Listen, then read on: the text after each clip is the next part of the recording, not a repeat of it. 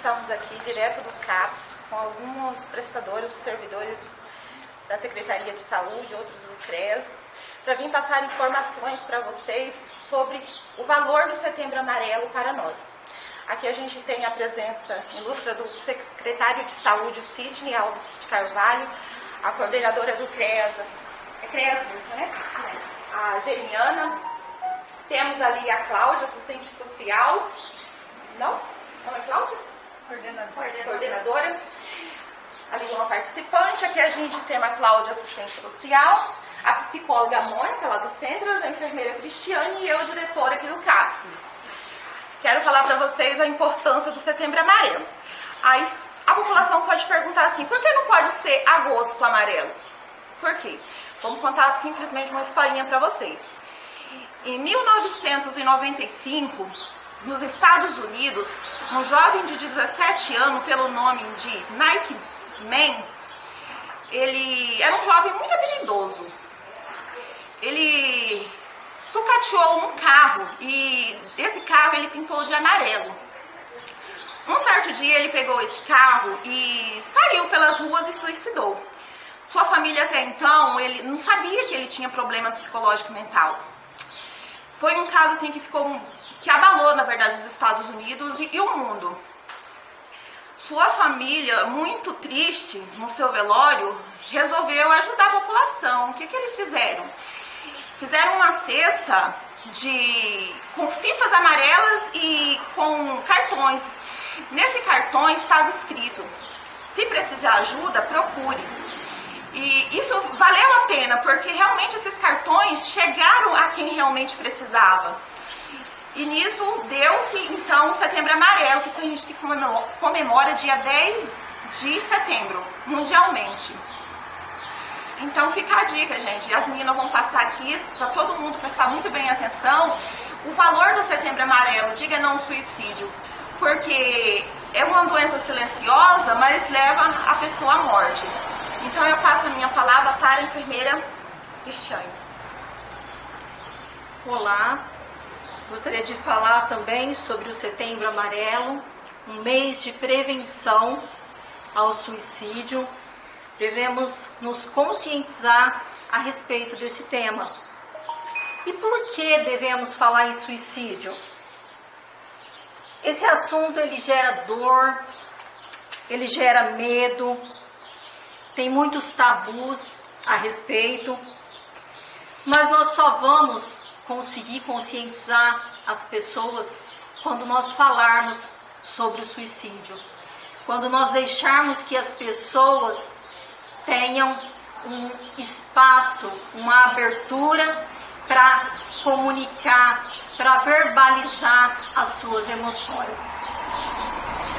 Nós precisamos saber ao menos os sinais de alerta em nós mesmos e também nos outros, nas pessoas que estão próximas a nós.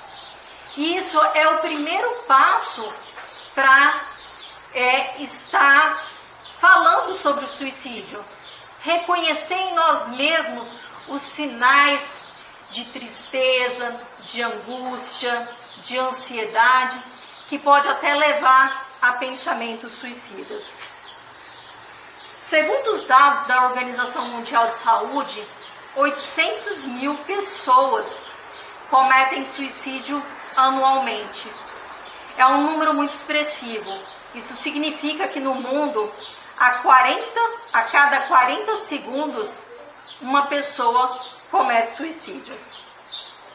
E essas estatísticas faz com que o suicídio ele esteja entre as 3 principais causas de mortes de pessoas entre 15 e 29 anos de idade. E nesse período de pandemia, houve um aumento muito significativo de atendimentos nas urgências e emergências de hospitais relacionados à tentativa de suicídio. Isso porque o estresse associado com a preocupação, alterações imunológicas, ele reforça os distúrbios de humor, de ansiedade, angústia. E temos, de outro lado também, a solidão, a perda do serviço, a perda de familiares, a perda da liberdade, agravando ainda mais os quadros de doenças mentais. Segundo os dados da Sociedade Brasileira de Psiquiatria, 97% dos casos de suicídio, eles estavam relacionados com doenças mentais, como, por exemplo, a depressão grave, esquizofrenia, bipolaridade, transtorno bipolar. Então, devemos conversar sobre o assunto. Devemos aderir a essa campanha de valorização à vida.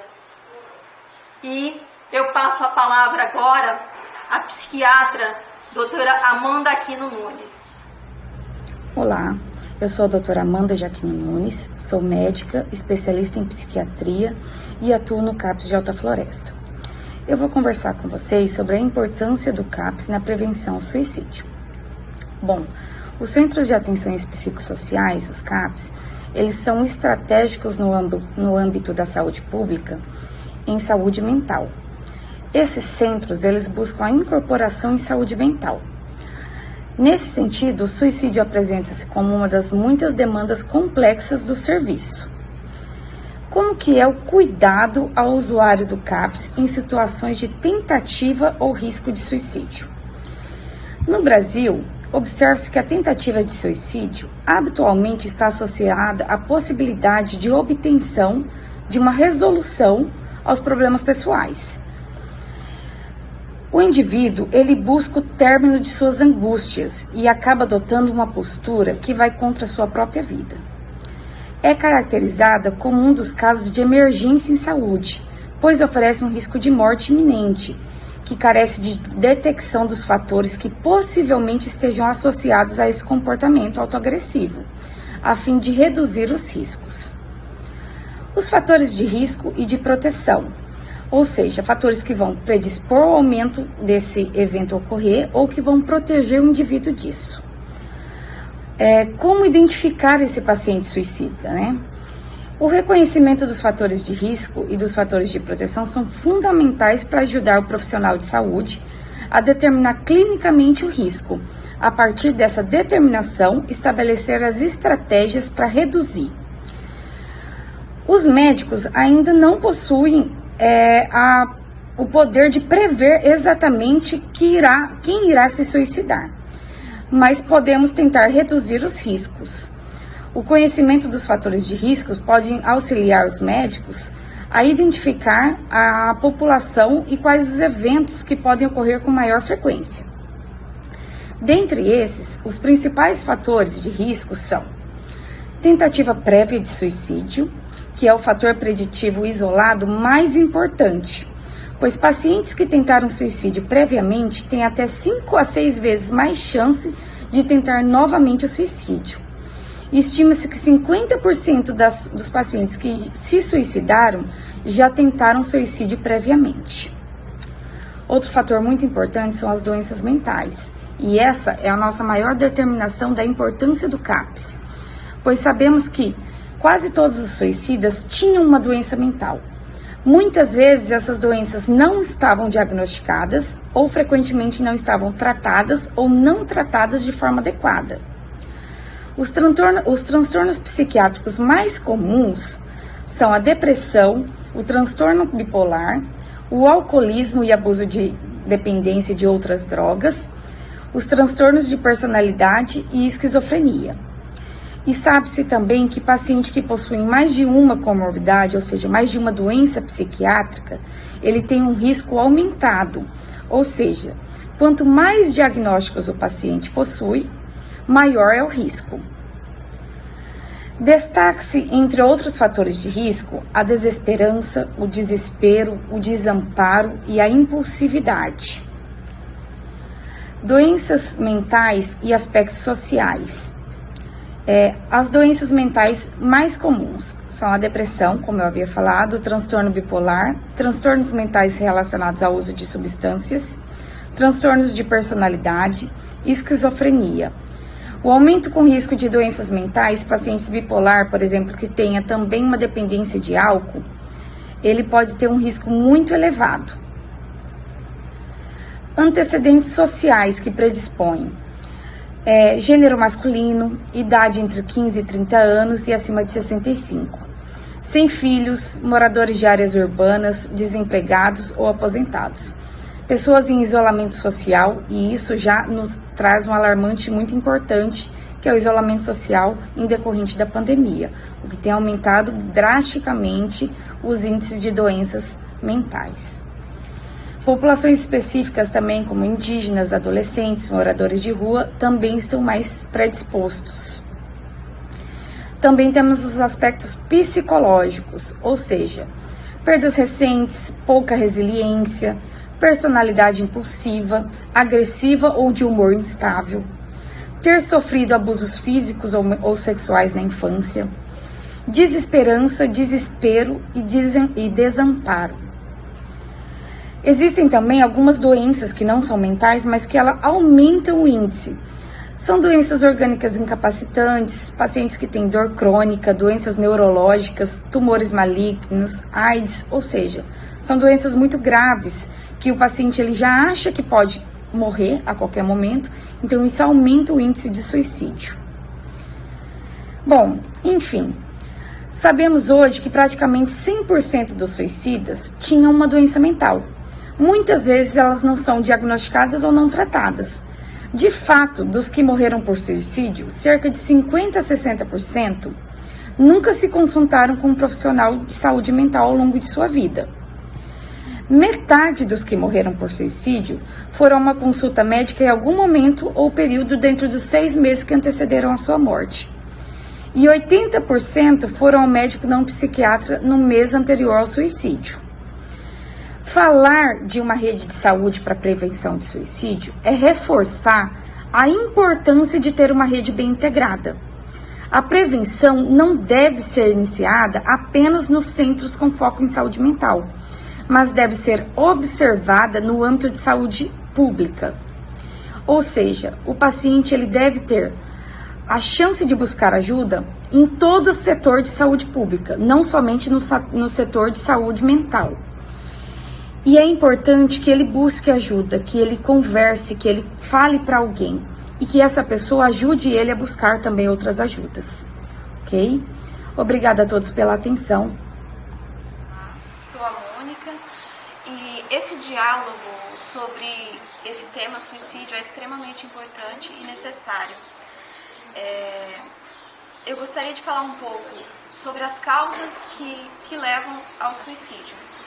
São várias, são diversas e estão associadas a doenças psiquiátricas, transtornos psicológicos, sejam de humor, sejam de ansiedade, transtornos de ordem traumática, traumas, né?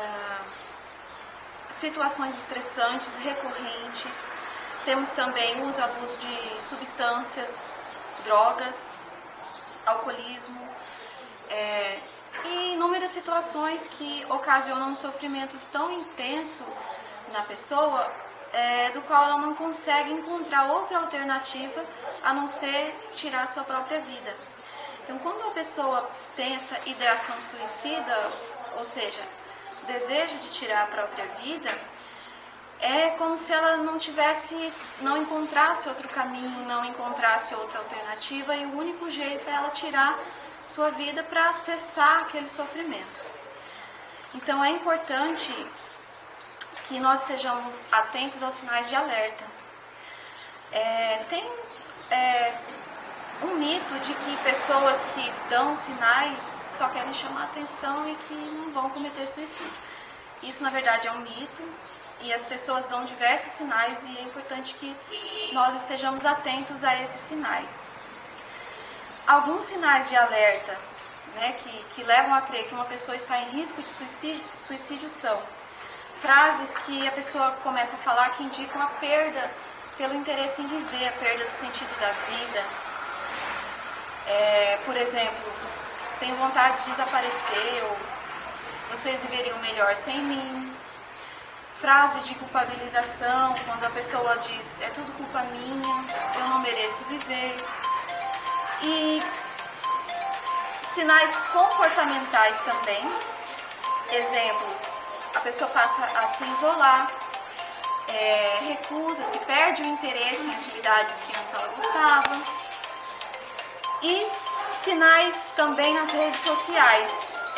Nas redes sociais é mais comum em adolescentes e jovens, quando eles começam a fazer bastante postagens relacionadas à morte, depressão, coisas tristes. Então é importante que os pais estejam atentos, né, às postagens das redes sociais, às páginas que os adolescentes e jovens seguem, porque podem ser sinais indiretos, né, de que ele está pedindo socorro e precisa de ajuda. E como que a gente pode ajudar uma pessoa que apresenta ideação suicida? Primeiramente, demonstrar empatia, né, ou seja, se colocar no lugar do outro, acolhê-lo e ouvi-lo. É importante também enfatizar os cuidados que a pessoa que quer ajudar deve ter ao aconselhar. Porque a intenção, a gente entende que é a melhor possível. Só que a melhor pessoa para orientar e aconselhar é um profissional. Outra coisa que podemos fazer para ajudar uma pessoa que está em risco de suicídio é conversar com a família ou pessoas mais próximas para comunicar e avisar, olha, eu estou percebendo que ele não está bem, que ele deu indícios de que quer tirar a sua vida, então é preciso tomar uma atitude. Quando também há esse risco, é importante que não se deixe a pessoa sozinha, porque o risco dela cometer suicídio seria maior. E acredito que uma grande atitude é acompanhar, se oferecer para acompanhar essa pessoa a um profissional que tenha capacitação para atender esse paciente. Quem são esses profissionais? Psicólogos, psiquiatras, né? Assistentes sociais também fazem essa escuta individualizada e encaminham para o acompanhamento psicológico e para o acompanhamento psiquiátrico. E serviços de emergência, que fazem aquele atendimento prévio e também fazem os encaminhamentos necessários. Então, é importante enfatizar que tem tratamento, tem acompanhamento, temos profissionais que são capacitados para atender esses tipos de pacientes.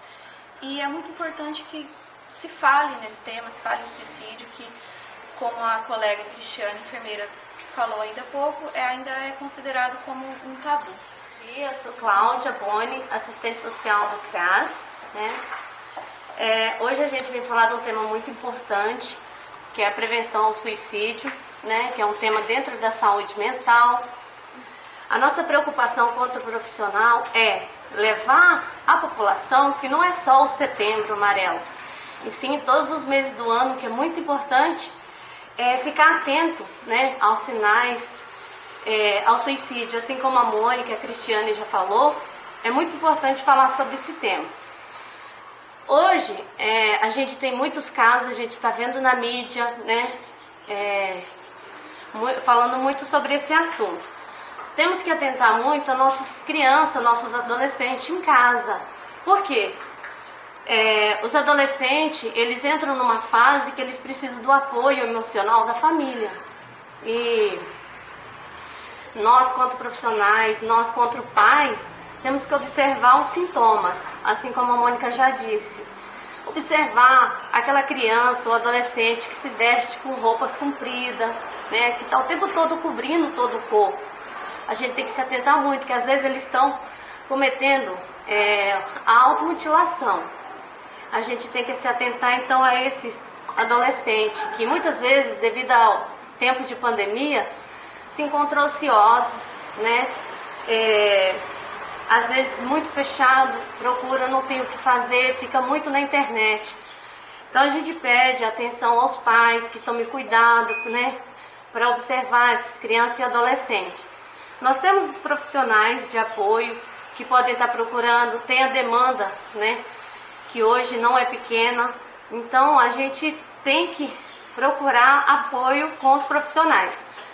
E muito cuidado quando for abordar uma pessoa que tem esse pensamento suicida. A gente nunca sabe o que ele está sentindo. É um erro, às vezes, a gente comete ao falar para ele assim, eu sei o que você está sentindo, mas a gente nunca sabe. A gente pode oferecer apoio acompanhando, né? E é muito importante. Dentro da saúde mental, a gente precisa de um equilíbrio, né? É atividade física, o equilíbrio emocional. A gente precisa alimentar o espírito e não só o corpo. A gente tem que ter um equilíbrio de uma forma num todo. E a família entra como um apoio muito importante a essa pessoa que possa ter um pensamento suicida. A gente tem que observar também o ambiente onde ela se encontra e tá dando apoio, né? Setembro Amarelo é mais uma data em que o nosso CAPS de Alta Floresta do Oeste conta com mais uma ação na campanha de controle ao suicídio. Tá? O CAPS ele acompanha diversos pacientes na questão de saúde mental e nós temos toda a nossa rede de atenção básica para poder fazer a triagem desses pacientes e enviar para o nosso departamento de atenção psicossocial. Essa ação Setembro Amarelo é mais uma de tantas as ações que o CAPS desenvolve. Ok? Fica aí esse alerta a toda a população para seguir algumas recomendações conforme já foi comunicado com nossos companheiros aqui de trabalho da área da atenção psicossocial, juntamente com a parceria da Centras.